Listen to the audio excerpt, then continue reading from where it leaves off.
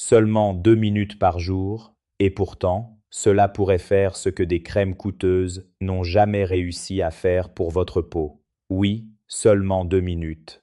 Alors, laissez-moi vous poser une question simple. Et si votre peau ne vieillissait pas aussi vite que vous le pensez? Et si, en réalité, elle était simplement affamée de l'intérieur, affamée d'oxygène, de circulation, de signaux de réparation? Vous vous regardez dans le miroir chaque matin et vous remarquez ces petits changements. La peau semble plus relâchée, moins vivante, les contours moins nets, les rides un peu plus marquées que la veille. Et pourtant, vous faites tout correctement, n'est-ce pas? Vous appliquez vos crèmes, vous hydratez, vous prenez soin de vous avec régularité. Alors pourquoi rien ne change vraiment? Pourquoi votre peau reste-t-elle comme figée, comme si elle ne réagissait plus? Est-ce que vous manquez de produits ou est-ce que quelque chose de plus profond ne fonctionne plus? La vérité peut surprendre. Votre peau ne s'effondre pas du jour au lendemain. Elle ralentit, elle perd son énergie, elle reçoit moins de ce dont elle a besoin pour se maintenir ferme et lumineuse. Voilà pourquoi elle semble fatiguée, moins dense, moins tonique. Ce n'est pas seulement le temps qui passe, c'est un système qui fonctionne au ralenti. Et c'est pour cela que, même avec les meilleurs soins, vous pouvez avoir cette impression frustrante. Vous faites tout bien, mais les résultats ne suivent pas. Alors la vraie question n'est peut être pas que dois-je ajouter, mais plutôt qu'est-ce qui manque pour que ma peau recommence à fonctionner. Vous avez probablement déjà tout essayé, ou du moins tout ce qu'on vous a conseillé avec de bonnes intentions. Une crème plus riche pour nourrir, un sérum plus concentré pour lisser, une formule raffermissante pour retendre, puis une autre, encore plus prometteuse. Vous avez être changé de marque, comparé les compositions, suivi les recommandations, appliqué vos soins avec sérieux matin et soir, en espérant qu'avec suffisamment de régularité, votre peau finirait par répondre. Après tout, c'est ce qu'on vous a toujours dit, si l'on prend bien soin de sa peau, elle nous le rend. Alors vous avez persévéré. Vous avez continué, parfois pendant des semaines, parfois pendant des mois, avec cette idée simple et sincère qu'à force de constance, quelque chose allait enfin s'améliorer. Et pourtant, malgré tout cela, le miroir ne raconte pas vraiment l'histoire que vous espériez entendre. La peau reste terne, elle manque toujours d'éclat. Les ridules ne s'adoucissent pas comme promis, ou bien elles semblent même plus visibles au réveil, lorsque le visage est fatigué et que la lumière du matin ne pardonne rien. Certaines zones paraissent plus fines, presque fragiles. D'autres semblent moins fermes, comme si le visage perdait peu à peu sa structure. Vous appliquez vos produits, vous ressentez parfois un peu plus de confort pendant quelques heures, mais au fond, ce que vous attendez vraiment n'arrive pas. La peau ne retrouve ni sa tonicité, ni sa densité, ni cette impression de vitalité qui change tout. C'est là que naît une forme de déception très silencieuse. Pas forcément une grande détresse visible, mais un découragement discret, profond, qui revient chaque fois que vous vous regardez dans le miroir. Vous vous demandez pourquoi ma peau reste-t-elle si fatiguée alors que je fais ce qu'il faut? Pourquoi ai-je encore cet air froissé, ce teint éteint, cette faiblesse dans la peau malgré tous ces soins? Et plus le temps passe, plus le doute s'installe. Au début, on doute du produit. Ensuite, on doute de la promesse. Puis, sans même s'en rendre compte, on commence à douter de soi. Peut-être que je n'ai pas choisi le bon soin. Peut-être que je ne suis pas assez régulière. Peut-être que ma peau est trop abîmée. Peut-être que, tout simplement, à mon âge, rien ne peut vraiment changer. Je pense souvent à une patiente de 72 ans qui me disait avec beaucoup de douceur, « Docteur, je ne manque pas de volonté. Ce qui me fatigue, c'est d'avoir l'impression de toujours faire ce qu'il faut pour n'obtenir presque rien. » Elle utilisait ses crèmes, ses sérums, elle prenait soin de son visage avec attention, mais chaque matin, en se regardant dans le miroir, elle retrouvait ce même sentiment, une peau qui semblait plus triste qu'elle ne se sentait à l'intérieur. Et cette phrase résume ce que vivent tant de personnes sans le dire clairement. Ce n'est pas seulement la ride qui dérange. Ce n'est pas seulement le relâchement. C'est l'impression douloureuse que la peau ne suit plus, qu'elle ne répond plus, qu'elle devient étrangère à tous les efforts qu'on lui consacre. Alors oui, il est normal d'être déçu. Il est normal de remettre en question les produits. Il est normal aussi, malheureusement, de se reprocher en silence de ne pas avoir obtenu davantage de résultats. Mais cette sensation ne veut pas dire que vous avez échoué, ni que votre peau a définitivement abandonné. Elle veut simplement dire qu'il manque peu, être quelque chose de plus fondamental que les crèmes ou les sérums eux-mêmes. Et si vous vous reconnaissez dans cette fatigue, dans cette frustration, dans ce tête-à-tête avec le miroir où vous avez parfois l'impression de ne plus savoir quoi faire, alors non, vous n'êtes pas seul. Et surtout, non, vous n'imaginez rien. Il est peut-être temps de remettre en question certaines idées que l'on a acceptées sans vraiment les examiner. La première, et sans doute la plus répandue, est la suivante. Une crème coûteuse finira forcément par résoudre le problème. On associe souvent le prix à l'efficacité. Plus c'est cher, plus cela doit être puissant. Alors on investit, on espère, on attend. Pourtant, combien de fois avez-vous utilisé un produit haut de gamme sans voir de transformation réelle? Parce que la vérité est simple, une crème, aussi sophistiquée soit-elle, agit surtout en surface. Elle peut améliorer l'apparence, apporter du confort, lisser temporairement, mais elle ne peut pas, à elle seule, relancer les mécanismes profonds dont dépend la fermeté de la peau. La deuxième croyance est tout aussi trompeuse. Il suffit d'hydrater pour réparer. Bien sûr, l'hydratation est essentielle. Une peau sèche paraît plus ridée, plus fragile, plus terne. Mais hydrater ne signifie pas reconstruire. On peut avoir une peau bien hydratée, douce au toucher, et pourtant toujours relâchée, toujours marquée. Pourquoi? Parce que l'hydratation agit comme un soutien, pas comme un déclencheur. Elle maintient, mais elle ne réveille pas. Elle protège, mais elle ne relance pas la production de collagène lorsque celle-ci est ralentie. Enfin, il y a cette idée plus silencieuse, plus résignée, c'est l'âge, on n'y peut rien. Avec le temps, beaucoup finissent par croire que la perte de fermeté est une fatalité absolue, un processus irréversible contre lequel il est inutile de lutter. Cette pensée apporte parfois une forme d'acceptation, mais elle enferme aussi dans une limite qui n'est pas entièrement vraie. Car oui, le vieillissement existe, mais ce n'est pas uniquement une question de temps qui passe. C'est aussi une question de fonctionnement interne. Et ce fonctionnement peut être soutenu, stimulé et amélioré. C'est ici que le changement de perspective devient essentiel. Le problème n'est pas forcément que vous manquez de bons produits. Le problème est souvent que le signal biologique nécessaire à la réparation n'est plus assez fort. Votre peau ne reçoit plus les bonnes informations pour se régénérer efficacement.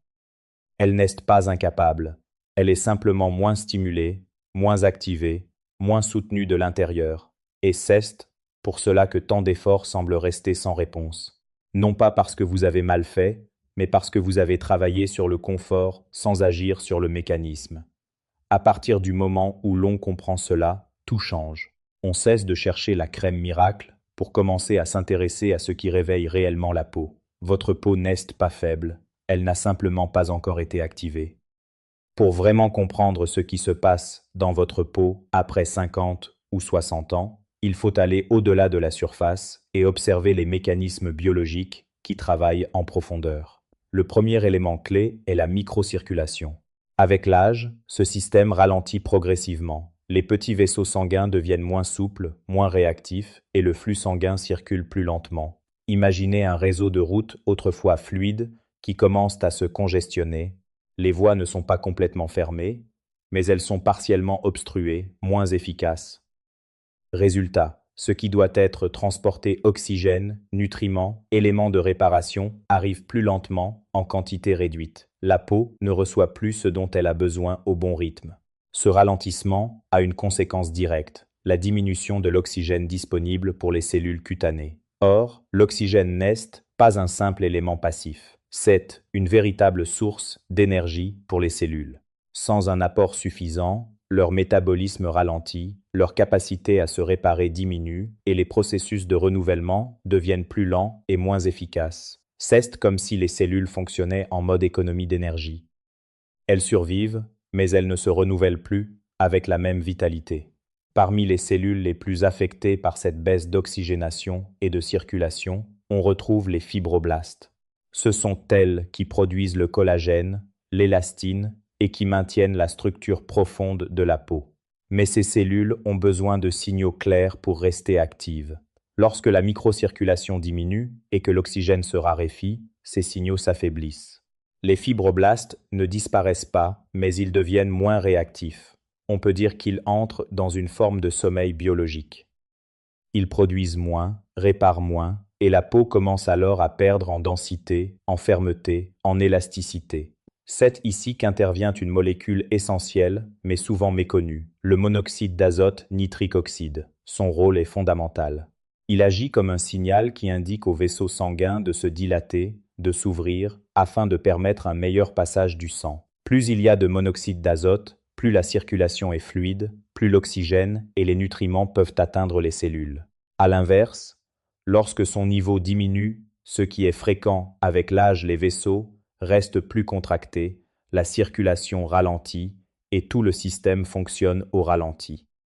Ce qui est particulièrement intéressant, c'est que certaines actions simples, comme la respiration profonde par le nez, peuvent augmenter significativement la production de monoxyde d'azote, améliorant ainsi la circulation et l'oxygénation des tissus, y compris de la peau. Et c'est là que se trouve l'idée la plus importante, celle qui change complètement la compréhension du vieillissement cutané. Le collagène ne disparaît pas simplement avec l'âge, il cesse en grande partie de fonctionner correctement. Il est toujours présent, mais il est moins produit, moins entretenu, moins organisé, parce que les fibroblastes sont moins actifs, parce que la circulation est plus lente, parce que l'oxygène est moins disponible. Autrement dit, le problème n'est pas uniquement une perte de matière, mais une perte de dynamique biologique.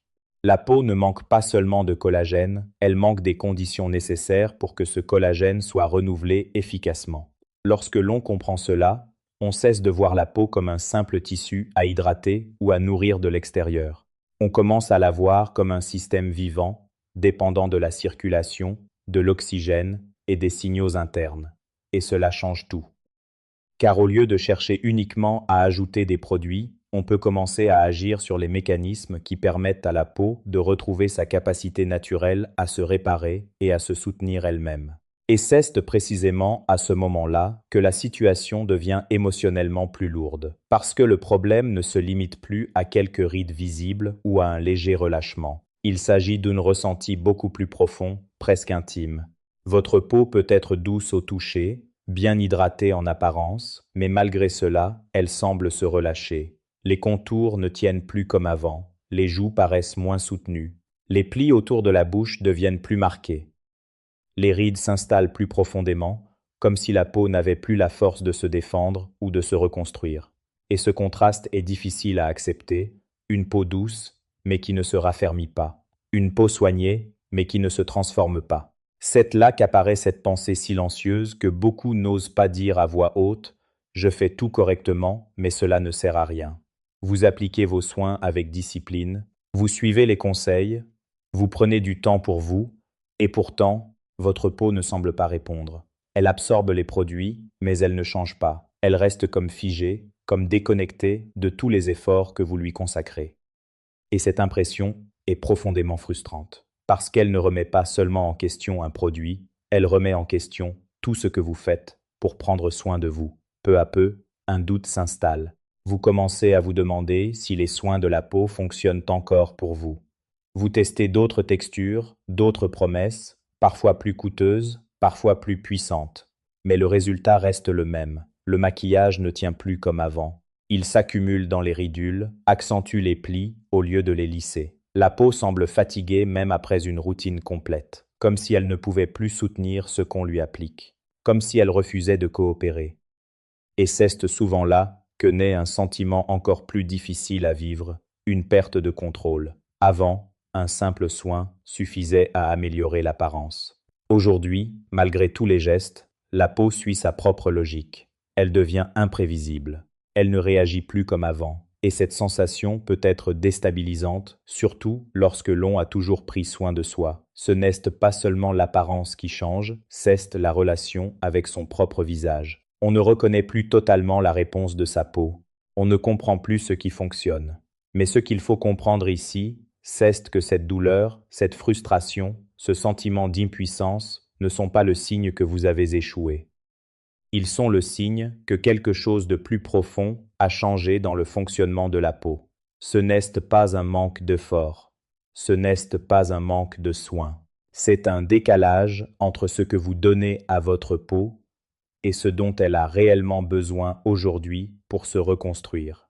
Il est donc essentiel de changer profondément la manière dont vous percevez le soin de votre peau. Pendant des années, on vous a appris une idée simple: hydrater, c'est suffisant. Si la peau est sèche, on ajoute une crème. Si elle est fine, on ajoute une huile. Si elle marque, on renforce l'hydratation. Cette logique a du sens, mais seulement jusqu'à un certain point. Car avec le temps, la peau ne manque pas uniquement d'eau ou de lipides. Elle manque surtout d'un élément invisible mais fondamental: l'activation. Voilà pourquoi il devient nécessaire de passer d'une vision limitée à une compréhension plus complète. Hydrater seul ne suffit plus, il faut hydrater et activer pour réellement régénérer. L'hydratation reste importante, bien sûr. Elle permet de maintenir la souplesse, d'éviter la sécheresse excessive, de protéger la barrière cutanée. Elle garde la peau confortable, plus douce, plus agréable au toucher. Mais elle agit comme un soutien passif. Elle maintient la vie, sans forcément relancer le mouvement. Elle protège ce qui existe déjà, sans reconstruire en profondeur ce qui s'est affaibli. C'est pour cela qu'une peau peut être bien hydratée et pourtant rester relâchée, manquer de tonus, de densité et de vitalité. À l'inverse, l'activation agit comme un déclencheur. Elle stimule la circulation, améliore l'oxygénation, envoie des signaux aux cellules pour relancer les mécanismes de réparation. Elle redonne à la peau une dynamique interne, une capacité à se renouveler. Sans activation, les fibroblastes restent lents, le collagène se dégrade plus vite qu'il ne se reconstruit et la peau perd progressivement sa structure. Mais lorsque l'activation est présente, même de manière douce et régulière, quelque chose commence à changer. La peau redevient plus réactive, plus vivante, plus capable de se soutenir elle-même. C'est pourquoi la nouvelle équation est simple mais puissante. Hydration plus activation égale régénération. L'une sans l'autre est incomplète. Ensemble, elles créent un environnement où la peau peut enfin recommencer à fonctionner correctement. L'hydratation maintient la peau en vie, mais seule l'activation lui permet de se régénérer. La solution n'est donc pas d'en faire plus, ni d'accumuler encore davantage de produits ou de routines compliquées. Bien au contraire. Avec l'âge, la peau ne répond plus à la quantité, elle répond à la précision. Elle ne demande pas forcément plus d'efforts, mais des gestes plus justes, plus intelligents, mieux alignés avec son fonctionnement naturel. C'est là que réside la véritable idée à retenir. Vous n'avez pas besoin de plus, vous avez besoin de mieux. Et ce mieux peut sembler presque surprenant par sa simplicité.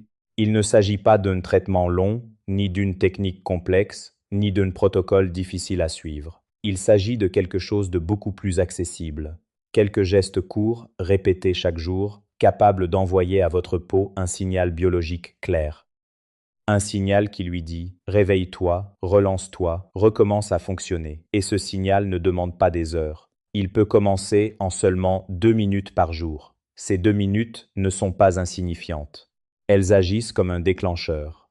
Elles stimulent la circulation, favorisent l'oxygénation, réactivent doucement les mécanismes internes que la peau a tendance à ralentir avec le temps. Ce n'est pas une transformation instantanée ou artificielle. C'est une remise en mouvement progressive, naturelle, respectueuse du rythme du corps, et c'est précisément pour cela que cela fonctionne, parce que la peau ne cherche pas à être forcée, elle cherche à être soutenue. Ce qui rend cette approche si puissante, c'est aussi la sensation qu'elle procure. Elle est simple, elle est accessible, elle ne demande ni effort excessif, ni contrainte. Elle s'intègre facilement dans la vie quotidienne. Et surtout, elle redonne une impression précieuse, celle de pouvoir agir à nouveau, de manière concrète, sans dépendre uniquement de solutions extérieures. Ainsi, au lieu de chercher encore et encore le produit en plus, vous commencez à offrir à votre peau ce qu'elle attend réellement, un signal juste, régulier et naturel, capable de relancer sa propre capacité à se réparer. Pour transformer cette idée en résultat concret, il faut comprendre la logique des 7 micro-habitudes. Chacune agit sur un levier différent et c'est précisément leur combinaison qui crée un véritable effet de soutien pour la peau. La première est l'eau froide. En apparence, ce geste semble trop simple pour être utile. Et pourtant, il provoque un mécanisme très intéressant. Le froid entraîne d'abord une légère vasoconstriction, puis, lorsque la peau se réchauffe, une vasodilatation compensatrice qui améliore la circulation locale. Résultat, le visage reçoit davantage d'oxygène, de nutriments et d'énergie. La deuxième habitude est l'huile d'olive. Elle ne sert pas seulement à assouplir la peau, grâce à ses composants nourrissants et antioxydants, elle aide à soutenir la barrière cutanée, à nourrir en profondeur et à limiter une partie du stress oxydatif qui fragilise les tissus. La troisième habitude est le massage du visage avec les doigts. Ce geste active de petits récepteurs mécaniques dans la peau, améliore la microcirculation et envoie au tissu un signal de stimulation. En d'autres termes, il aide la peau à se souvenir qu'elle doit rester active, ce qui peut soutenir indirectement le travail des fibroblastes et la dynamique du collagène. La quatrième habitude est la brume de thé vert, très précieuse parce qu'elle apporte des polyphénols, notamment des composés antioxydants qui contribuent à protéger le collagène contre les agressions oxydatives quotidiennes. Ce n'est pas seulement une sensation de fraîcheur, c'est aussi une manière douce d'aider la peau à rester plus calme, plus équilibrée et mieux défendue. La cinquième habitude est l'étirement du cou avec rotation. Elle peut sembler anodine, mais elle est essentielle parce que le cou est une véritable voie de passage pour la circulation qui nourrit le visage. Lorsque cette zone est tendue, comprimée ou peu mobile, le flux sanguin peut être moins fluide. En restaurant un meilleur mouvement, on favorise un meilleur apport en oxygène vers la peau du visage, du cou et de la mâchoire. La sixième habitude est l'association aloe vera plus vitamine C. L'aloe vera apporte une hydratation apaisante et un environnement favorable, tandis que la vitamine C joue un rôle clé dans la synthèse du collagène. Ensemble, elles créent un soutien plus complet. L'une prépare et calme, l'autre stimule les mécanismes liés à la réparation et aide les fibroblastes à mieux fonctionner. Enfin, la septième habitude, la plus importante de toutes, est la respiration nasale profonde. C'est souvent celle que les gens sous-estiment le plus, alors qu'elle agit au niveau le plus fondamental. Respirer lentement et profondément par le nez favorise la production de monoxyde d'azote, une molécule essentielle qui aide à dilater les vaisseaux sanguins, à améliorer la circulation et à optimiser l'oxygénation des tissus. Quand cette respiration devient régulière, elle ne soutient pas seulement la peau, elle améliore le fonctionnement de tout le système. Meilleure oxygénation, meilleure régulation du stress, meilleure réparation, meilleure qualité de circulation. Et c'est précisément pour cela qu'elle est au sommet de cette méthode. Elle ne travaille pas seulement sur le symptôme visible, elle agit sur le terrain biologique qui permet à la peau d'être mieux nourrie, mieux soutenue et plus capable de se régénérer. Mais le point le plus important à comprendre, c'est que la force de cette approche ne vient pas du pouvoir isolé de chaque habitude. Ce n'est pas l'eau froide seule, ni l'huile d'olive seule, ni la respiration seule qui explique tout. C'est leur effet de synergie, leur effet de résonance biologique. L'une stimule la circulation, une autre protège contre l'oxydation, une autre réveille mécaniquement les tissus, une autre soutient la synthèse du collagène, une autre améliore l'oxygénation générale. Ensemble, elles créent un environnement où la peau n'est plus seulement hydratée ou temporairement lissée, mais réellement soutenue de l'intérieur. Voilà pourquoi cette méthode est si intéressante. Elle ne promet pas un miracle artificiel, elle propose une stratégie simple, naturelle et cohérente pour aider la peau mature à retrouver peu à peu sa vitalité. En réalité, ce ne sont pas 7 petites habitudes séparées. C'est un système complet, doux et intelligent, qui rappelle à la peau comment mieux fonctionner. Au fond, il ne s'agit pas de courir après une jeunesse perdue, ni de chercher à effacer chaque ride, comme si le temps devait être combattu à tout prix. Il s'agit de quelque chose de beaucoup plus apaisant et profondément humain. Aidez votre peau à fonctionner à nouveau. Parce que lorsque la peau retrouve sa capacité naturelle à circuler, à s'oxygéner, à se réparer, elle ne devient pas artificiellement jeune, elle devient simplement plus vivante, plus équilibrée, plus en accord avec ce que vous ressentez à l'intérieur. Et c'est là que naît une forme de beauté différente, plus douce, plus stable, plus réelle. Peu à peu, le regard dans le miroir change. Il devient moins critique, moins dur. La peau ne semble plus abandonnée, elle commence à répondre. Et avec cela revient un sentiment précieux, celui de reprendre le contrôle. Non pas un contrôle forcé ou obsessionnel, mais une sensation calme, rassurante, que quelque chose fonctionne à nouveau, que vos gestes ont du sens, que votre peau n'est pas contre vous, mais simplement en attente d'être mieux soutenue. Et cette sensation apporte souvent plus que n'importe quel résultat immédiat, elle redonne confiance. Alors au lieu de chercher encore une solution complexe, pourquoi ne pas commencer simplement? Donnez à votre peau 2 minutes par jour. 2 minutes pour envoyer ces signaux essentiels. 2 minutes pour relancer doucement ce qui s'est ralenti avec le temps. Essayez-le, sans pression, mais avec régularité, et observez ce qui change. Si vous êtes prêt à tenter cette approche, écrivez en commentaire « Je commence aujourd'hui ». Votre engagement est la première étape du changement. Et si ce contenu vous a apporté de la clarté, pensez à vous abonner et activer les notifications pour recevoir d'autres conseils simples, naturels et adaptés à votre santé et à votre bien-être.